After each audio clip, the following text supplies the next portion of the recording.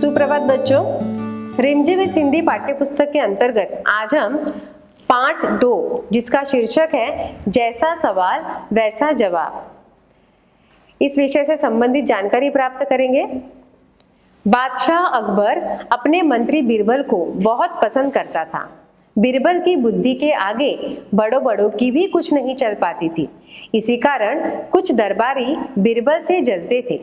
वे बीरबल को मुसीबत में फंसाने के तरीके सोचते रहते थे।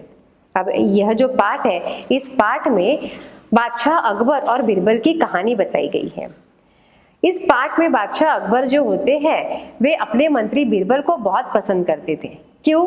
क्योंकि बीरबल जो था वो बहुत बुद्धिमान था, बहुत होशियार था और उसकी बुद्धिमानी के आगे किसी की भी चलती नहीं थी। इसी कारण बादशाह अकबर उन्हें बहुत पसंद करते थे। अब इसके कारण क्या होता था, उस दरबार में जो बाकी दरबारी होते थे वे बीरबल से बहुत जलते थे। बीरबल को मुसीबत में फंसाने के लिए जो बाकी के दरबारी होते थे वे हमेशा कोई तरकीब सोचते रहते थे। अकबर के एक खास दरबारी ख्वाजा सरा को अपनी विद्या और बुद्धि पर बहुत अभिमान था। बीरबल को तो वे अपने सामने निरा बालक और मूर्ख समझते थे, लेकिन अपने ही मानने से तो कुछ होता नहीं। दरबार में बीरबल की ही तूती बोलती और ख्वाजा साहब की बात ऐसी लगती थी जैसे नक्कार खाने में तूती की आवाज। ख्वाजा साहब की चलती तो वे बीरबल को हिंदुस्तान से निकलवा देते, लेकिन निकलवाते कैसे? अब अकबर के दरबार में एक खास दरबारी था जिसका नाम था ख्वाजा सरा। वह अपनी विद्या और बुद्धिमान पर बहुत घमंडी था। मतलब उसे अपनी विद्या और उसे ऐसा लगता था कि इस दरबार में मेरे जैसा बुद्धिमान कोई है ही नहीं, और उसे अपनी बुद्धिमानी पर बहुत घमंड था, मतलब अभिमान था। और बीरबल को तो वे अपने सामने मूर्ख समझते थे। उस ख्वाजा सरा को लगता था कि मेरे सामने ये जो बीरबल है ये एकदम मूर्ख है। पर इसके कहने से तो कुछ होता नहीं था, इसके चाहने से तो कुछ नहीं होगा। तो दरबार में बीरबल की ही तूती बोलती होती थी, मतलब बीरबल का ही दरबार में प्रभाव होता था। ख्वाजा साहब जो थे इनकी तो चलती ही नहीं थी, इनसे कोई पूछता ही नहीं था। अब उस जो दरबार में नक्कार खाने का मतलब क्या होता है बच्चों? जहां बड़े ढोल रखे जाते हैं, मतलब बड़े बड़े जो ढोल रखे जाते हैं उसे नक्कार खाने कहते हैं। तो उन्हें ऐसा लगता था कि नक्कार खाने में तूती की आवाज, तूती मतलब एक प्रकार का पक्षी है। ख्वाजा साहब की चलती, मतलब अगर ख्वाजा साहब की अगर उस दरबार में चलती तो ख्वाजा साहब तो बीरबल को हिंदुस्तान से ही निकलवा देते, पर उनकी उस दरबार में चलती ही नहीं थी, उन्हें कोई पूछता ही नहीं था। एक दिन ख्वाजा ने बीरबल को मूर्ख साबित करने के लिए बहुत सोच विचार कर कुछ मुश्किल प्रश्न सोच लिए। उन्हें विश्वास था कि बादशाह के उन प्रश्नों को सुनकर बीरबल के छक्के छूट जाएंगे और वह लाख कोशिश करके भी संतोषजनक उत्तर नहीं दे पाएगा। फिर बादशाह मान लेगा कि ख्वाजा सरा के आगे बीरबल कुछ नहीं है। अब एक दिन ख्वाजा ने क्या सोचा कि मैं तो अब बीरबल को मूर्ख साबित करके ही रहूंगा, और इसीलिए उसने कुछ मुश्किल प्रश्न सोच लिए ताकि वह मुश्किल प्रश्न उस बीरबल से पूछे तो वह उसके उत्तर ना दे पाए। और इस ख्वाजा सरा को पूरा विश्वास था, विश्वास मतलब उसे पूरा भरोसा था कि बादशाह जब उस बीरबल से सारे प्रश्न पूछेगा, प्रश्न मतलब सवाल, तो बीरबल के छक्के छूट जाएंगे, मतलब बीरबल जो है वो घबरा जाएगा।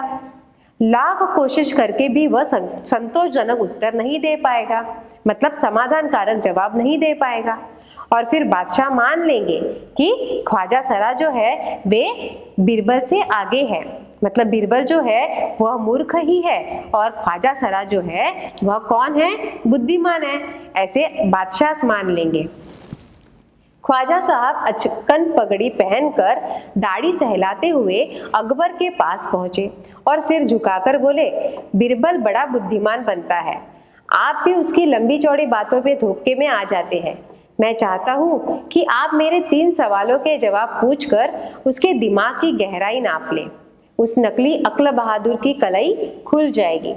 अब ख्वाजा साहब दाढ़ी सहलाते हुए, मतलब अपनी दाढ़ी को हाथ लगाते हुए अकबर के पास पहुंचे और बादशाह अकबर के सामने सिर झुकाकर उनसे कहने लगे कि बादशाह अकबर, ये बीरबल जो है ये खुद को बड़ा बुद्धिमान मानता है और आप जो है वह आप तो उसकी लंबी चौड़ी बातों के धोखे में आ जाते हैं। तो इसीलिए मैं चाहता हूँ कि आप मेरे 3 सवालों के जवाब पूछकर उसके दिमाग की गहराई नाप लें। मतलब कि आप उस बीरबल से ये 3 सवाल पूछिए ताकि आपको समझ में आ जाएगा कि बीरबल कितना बुद्धिमान है। उस नकली अक्ल बहादुर की कलई खुल जाएगी। मतलब ये जो नकली अक्ल बहादुर है जो अपनी इतनी तारीफ करता है और आप जो उसे इतना पसंद करते हैं, तो उसका भेद तभी खुल जाएगा। ख्वाजा के अनुरोध करने पर अकबर ने बीरबल को बुलाया और उनसे कहा, बीरबल, परम ज्ञानी ख्वाजा साहब तुमसे 3 प्रश्न पूछना चाहते हैं, क्या तुम उनके उत्तर दे सकोगे? अब ख्वाजा के अनुरोध करने पर, मतलब कि उसके आग्रह करने पर अकबर ने बीरबल को बुलाया और उनसे कहा कि बीरबल, ये जो परम ज्ञानी ख्वाजा साहब है ये तुमसे कुछ प्रश्न पूछना चाहते हैं, क्या तुम उनके उत्तर दे सकोगे? बीरबल बोले, जहां पनाह, जरूर दूंगा, खुशी से पूछे। बीरबल तैयार हो गया। ख्वाजा साहब ने अपने 3 सवाल लिखकर बादशाह को दे दिए। अकबर ने बीरबल से ख्वाजा का पहला प्रश्न पूछा, संसार का केंद्र कहाँ है? अब अकबर ने बीरबल से पहला सवाल क्या पूछा कि संसार का केंद्र कहाँ है? बीरबल ने तुरंत जमीन पर अपनी छड़ी गाड़ कर उत्तर दिया, यही स्थान चारों ओर से दुनिया के बीचों बीच पड़ता है। यदि ख्वाजा साहब को विश्वास न हो तो वे फीते से सारी दुनिया को नाप कर दिखा दे कि मेरी बात गलत है। अब जब बादशाह अकबर ने बीरबल से सवाल किया कि संसार का केंद्र कहाँ है, बीरबल कुछ सोचे समझे ही बीरबल ने तुरंत सहजता से उत्तर दिया। उन्होंने क्या किया कि जिस जगह पर वे खड़े थे उसी जगह पर जमीन पर उन्होंने अपनी छड़ी गाड़कर उत्तर दिया कि यही स्थान है महाराज, जहां से चारों ओर से दुनिया के बीचों बीच हमें वह स्थान दिखता है। यदि मेरे इस उत्तर से तुम समाधान कारक नहीं होगे तो ख्वाजा साहब को फीते से सारी दुनिया को नाप कर दिखाने के लिए कहो, मेरी बात गलत साबित हो जाएगी। ऐसा बीरबल ने बादशाह अकबर से कहा। अकबर ने दूसरा प्रश्न किया, आकाश में कितने तारे हैं? अब पहले सवाल का जवाब तो मिल गया, दूसरा सवाल था आकाश में कितने तारे हैं। बीरबल ने एक भेड़ मंगवाकर कहा, इस भेड़ के शरीर में जितने बाल हैं उतने ही तारे आसमान में हैं। ख्वाजा साहब को इसमें संदेह हो तो वे बालों को गिनकर तारों की संख्या से तुलना कर ले।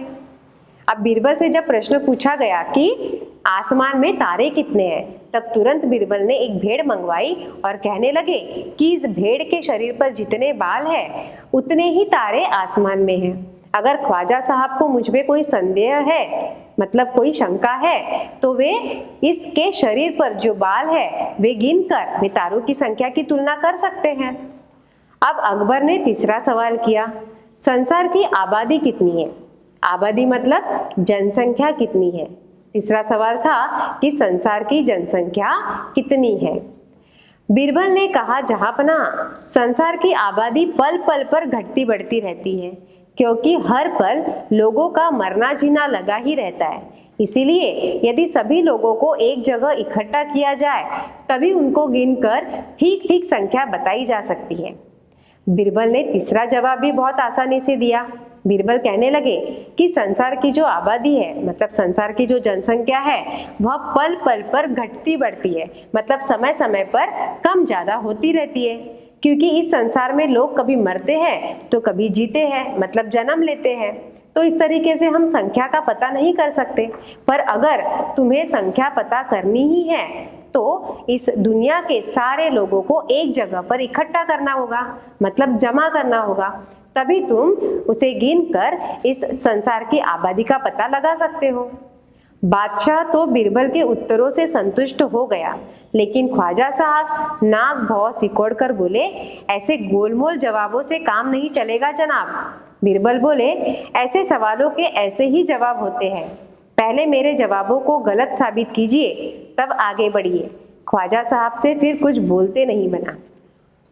अब जब बीरबल ने सहजता से तीनों सवालों के जवाब दिए वह उत्तरों से बादशाह अकबर संतुष्ट हो गए, मतलब उन्हें बहुत खुशी हुई। लेकिन ख्वाजा साहब जो थे वे नाक बहुत सिकोड़ कर बोले, मतलब घृणा कर कर। किससे? तो बीरबल से घृणा करते हुए बोले, ऐसे गोलमोल जवाबों से काम नहीं चलेगा। मतलब ये जो जवाब दिए हैं ये बड़े गोलमोल थे, इससे थोड़ी काम चलेगा। तब बीरबल कहने लगे कि मेरे जवाबों को गलत साबित पहले कीजिए, तब तुम आगे बढ़िए। मतलब बीरबल कहने लगे कि ठीक है, अगर मैंने गलत जवाब दिया है तो आप उन जवाबों को सही कीजिए, तभी आप आगे बढ़िए। ऐसा ये जवाब सुनकर ख्वाजा साहब जो थे वे बिना कुछ बोले वहां से निकल गए। तो इस पाठ में हमने क्या देखा बच्चों कि जो बीरबल थे वे बहुत ही बुद्धिमान थे। वे इतने बुद्धिमान थे कि उनके आगे अच्छों की नहीं चलती थी। बहुत लोग उन्हें झुकने का, मतलब उन्हें गलत साबित करने का प्रयास करते थे, पर फिर भी किसी की भी उनके सामने टिकती नहीं थी। तो यहीं पर हमारा यह पाठ समाप्त होता है। धन्यवाद।